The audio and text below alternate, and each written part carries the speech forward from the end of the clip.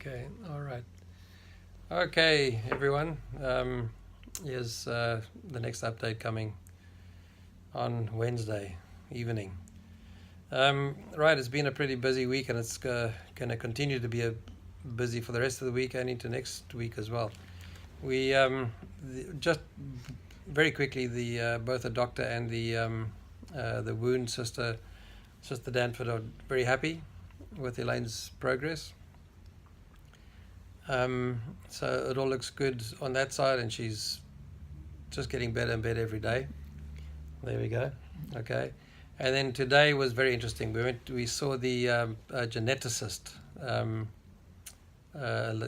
young lady by the name of Chantal Scott, that gave us a very interesting session today on the genetic testing that they're going to be doing shortly. Elaine gave a spittle sample, which is going to be winging its way to the USA, and they'll be doing a genetic test on the DNA background. And we sat there for about an hour, and it really was absolutely fascinating. And I'm not going to begin to go into the details of the all the nuts and bolts behind the whole genetic story, because it gets very involved, and we will go into it once we get the report from the USA. We'll get a detailed report that'll give us a better breakdown of that. But one thing, I'll just give you something that you can look at. There's two genes that are connected with ovarian cancer and breast cancer. And I'll give it to you because you can go to Google these. They're actually very interesting. The one is called BRCA1, and the other one is called BRCA2. Now, those two, you can Google them and you'll get a whole breakdown if you want to have a look at it. It's actually very interesting. But what I found really fascinating was when I asked the geneticist if she'd heard of a guy called Francis Collins, who was the leading scientist on the Human Genome Project that actually mapped the human DNA, and she said yes, absolutely. I mean, and in fact he was the one that initiated the testing of these two gene strains, the BRCA1 and the BRCA2. And the reason I asked is because I've got this book here. It's called The Language of God, and it's written by none other than Francis Collins.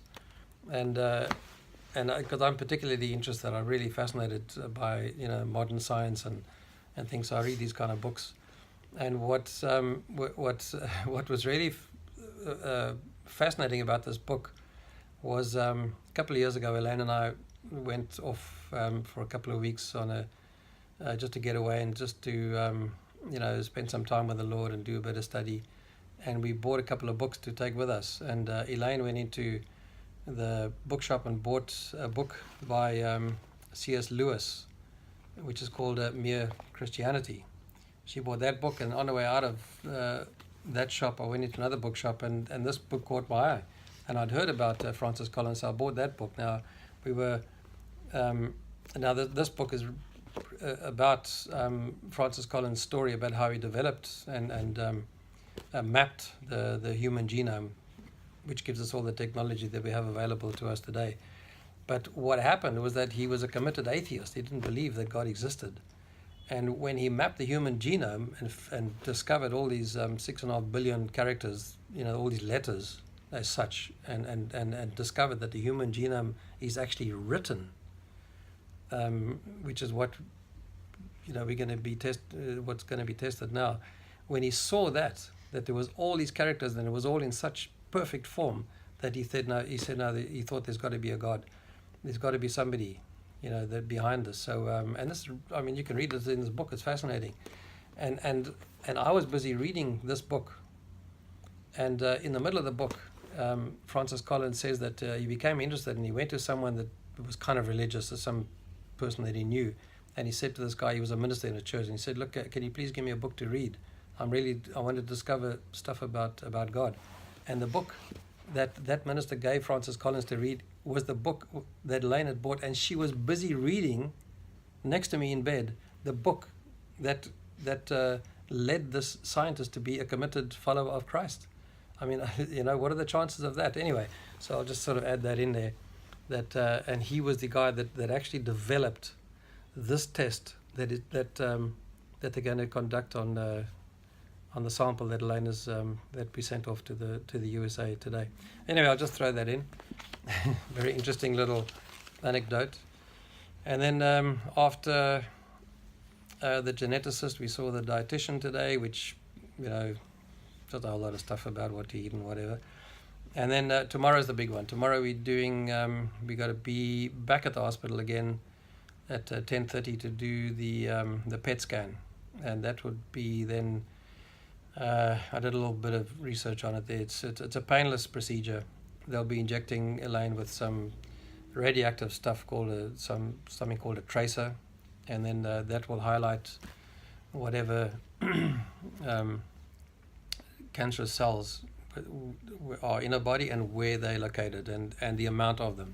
So that's going to be the crucial one to see. And then I think we'll begin the results on Friday. We'll be back there again to consult with Dr.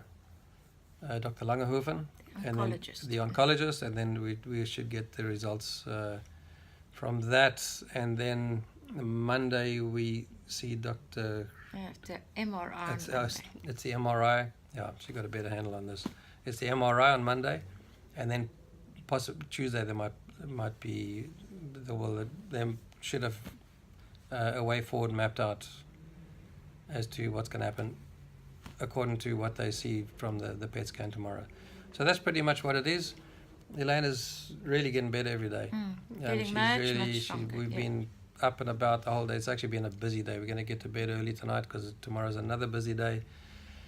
And, we're just going along step by step. And so that's the update for now. So I'm sure we'll have some interesting stuff to share with you on Friday. And that's about it. And just thanks again to everybody for all the messages, the prayers that I know are being prayed for us. It's really, really making a difference. I'm still just feeling so at peace, and so is Albert. We're feeling strong, and it's just wonderful to feel so cared for by everybody. Thank you so much, and for all the visits and gifts and meals and all sorts of things that have come our way. Thank you again. Yes, absolutely. And just that book again, if anybody's interested, I would highly recommend the book. It's fascinating, absolutely fascinating. The Language of God by Francis Collins. Right, well, we say goodnight to you all, and until next time. Okay. Catch you later. Bye.